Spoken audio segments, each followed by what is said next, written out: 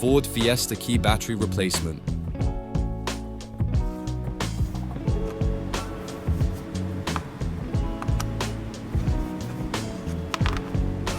Press the button to slide the key blade out of the fob. Separate the two parts of the fob by pulling them away from each other.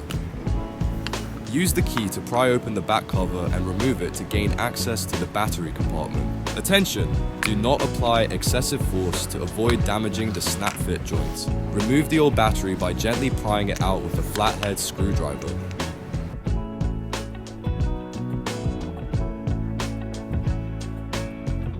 Get the new battery ready for installation. Insert the battery, paying attention to the polarity.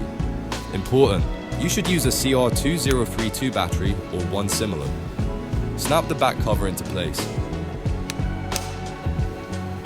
Put both halves of the key fob together and make sure that the parts fit tightly together. While holding down the button, insert the key blade back into the slot. Make sure the key remote is working. Press the buttons one by one and wait for the car to respond.